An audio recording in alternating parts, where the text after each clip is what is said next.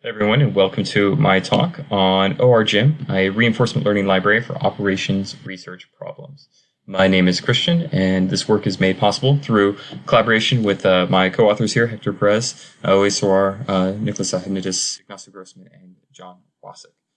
So to dive in here, we're taking a look at reinforcement learning, and over the past few years, reinforcement learning has made a number of tremendous achievements in the area of gameplay, starting with AlphaGo back in 2016. Then later, OpenAI released a system that was able to beat some of the world's best in a game called Dota 2 using reinforcement learning. And more recently, DeepMind followed up their AlphaGo system with AlphaStar, which has been able to reach the top tier in a very competitive very complex strategy game called StarCraft 2.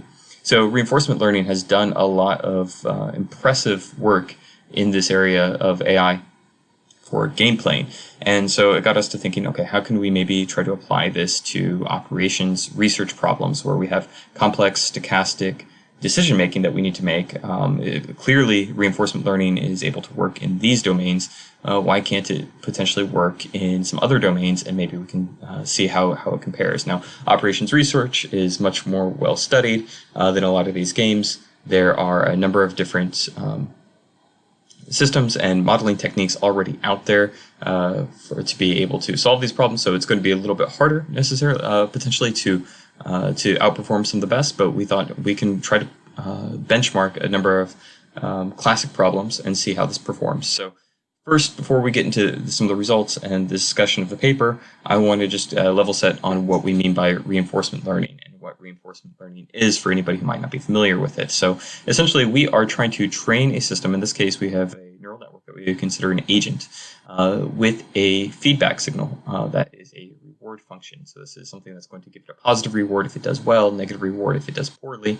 And it tries to learn a policy, which is basically just a function that is going to map a state to actions. So it's going to map a certain situation that the agent finds itself in to a decision that it will take in order to try to maximize that reward over time.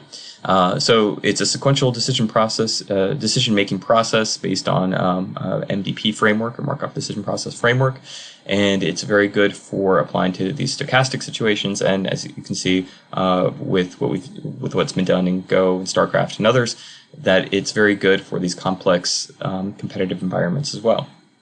So we decided to apply this to operations research problems. And so we developed an open source library of OR problems that are suited for reinforcement learning. So we have a number of unique problem classes, including the traveling salesman problem, vehicle routing, inventory management, knapsack problems, other things that you'll find in operations research. And we're adding to this as we have time in order to try to bridge this gap between the AI and reinforcement learning community and operations research, try to see how some of these different models and approaches can be used to solve these problems that we're interested in as chemical engineers, as operations researchers, and hopefully get to some integration maybe between different modeling approaches, because both have certain advantages and disadvantages with respect to one another. So we want to try to release this and do some study and some research on it just to get people talking, get something that's easy for people to use between the different communities, so we can make some progress. So in the paper that we'll link to in the notes below, we go through a benchmark of 4 different problems, and we talk about some of the design considerations, because it's not always a straightforward thing to cast a traditional OR problem into an RL problem, because like I said, it's sequential decision making and a number of different things. So everything's laid out there, some tutorials and other things for anybody who's interested in learning more and checking that out. So the problems that we benchmarked were the knapsack problem, virtual machine packing problem, where you're trying to manage a data center, multi-echelon inventory management problem. So you've got a supply chain with different reorders and inventory levels that you're trying to manage, and then a multi-period asset allocation problem for a financial application, where you're trying to determine what the best policy is over time for your investment portfolio. So we'll talk about these in turn briefly. So there's a lot more that could be said, but in the interest of time, I'll run through these as quickly as possible. So with the knapsack problem within the paper, we show 3 different varieties. There are additional ones in the library, but we talk about the binary knapsack problem, where everything that you can choose is a 0 or a 1, bounded knapsack, and an online stochastic knapsack. So the first 2 are deterministic in nature. You can change them to be stochastic, but we want to show basically how these might work, how reinforcement learning might work in a deterministic setting versus an online stochastic setting, which it's more suited for. And we benchmark this against a greedy heuristic from Danzig, a more recent heuristic for the online model from Hahn from 2015 called the 2 bins heuristic, and a perfect information mixed integer linear program. So we used the linear programming to really kind of provide that upper bound and say, okay, this is what the perfect solution is, how close is RL, and how close are the heuristics to achieving these perfect solutions. So when you take a look at the results for the knapsack, we've got the 3 different problems that we benchmarked here. You can see the training curves because the reinforcement learning needs to learn over time through the mistakes and getting that kind of feedback. And over time, it's able to learn fairly well, but it's still outperformed by the heuristics in the case of the deterministic offline problems.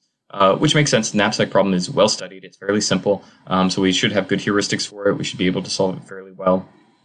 But in the online case, it's able to outperform it. And so this is really one of the strengths that we see of reinforcement learning, is being able to determine good policies in stochastic situations where there's uncertainty or other things. It needs to learn that type of policy. So there you can see the performance ratio versus the perfect information system. And again, it's stochastic, so we average this over 100 different realizations of different random variables.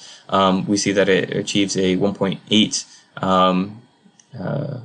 performance ratio of 1.8 versus 2.02 for the heuristic, and has lower standard deviation and higher mean reward. So basically, it's able to maximize the amount of the value of all the items that it can pack into the sack before exceeding its selections or going overweight and breaking the constraints. So the next problem that we want to look at is a virtual machine packing problem. So in this case, we have random demand that comes in to a data center, and this needs to be mapped to a physical machine within the data center. And we use 2 dimensions. We're just looking basically the compute that's available and the memory for a certain VM instance that's going to be coming in at different discrete intervals. And so we need to try to assign this without overloading any machine, and we want to try to minimize our costs. And so the way that we consider that is the open space available on physical machines that have been turned on. So in this case, we have this 3rd physical machine that's grayed out. There's nothing loaded on it, so it's off. So that's not going to be count against the system for having that open space, because we want to try to basically minimize the amount of open space, so maximize the packing and the density of our systems under the uncertainty of stochastic demand and different machines and going online and offline, etc. So we did this, and we used another technique with this RL approach called action masking. And so this is something that we can use to basically ensure that certain actions are not taken and don't violate constraints. So there are typically 2 ways within reinforcement learning in order to enforce constraints. You can either do it through reward shaping by changing that reward function, that signal that it gets back if it violates a constraint, by giving it a very large negative reward so it learns not to do that in the future. Or what we can do is we can try to actually just eliminate it in the first place. So in this case, where we have VM coming in with demand of say 12% of a physical machine, this is all normalized, 8% of memory, we basically mask it and say, okay, you can't apply it to physical machine number 2 because this would exceed 100% of the capacity, so it will never make that selection. So it's able to learn a better policy by reducing the search space and learn more effectively. And so the results that we see here is that the dark black line here, or the navy blue line, basically is the RL training curve with action masking. It's able to learn very quickly and learn a much better policy, whereas the one where we try to just penalize it with a very large negative reward, it doesn't learn very well at all. It actually learns a very poor policy over time and isn't able to enforce those constraints. And the one with action masking does outperform our heuristic, and then compared to the MILP that we have, which is scheduled on a shrinking horizon, because the problem was too large to be able to do a full stochastic model or a full perfect information model, we had to try to squeeze it down a little bit. It performs with a performance ratio of 1.16 versus that upper bound of that MILP.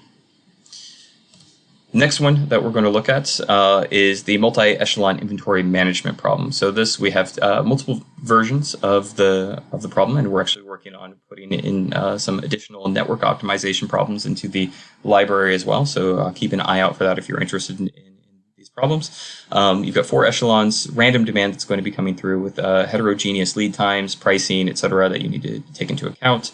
And we have a bevy of benchmarks that we laid against this one, just to see how these different approaches typically perform. So with our different models that we have here, such as our derivative-free optimization and our basic mixed integer programming model, they're trying to learn reorder policies, whereas the shrinking horizon and the reinforcement learning models are more dynamic policies that are going to be based on the entire supply chain, the state of the entire supply chain, and be able to learn over that period. And then we have a perfect information model to serve as an upper bound of, what would you do if you knew all the information, all the uncertain variables were revealed, and how would you optimize? And what we see here is that the performance ratio for the reinforcement learning versus the perfect information is 1.2, very close to that shrinking horizon model of 1.1.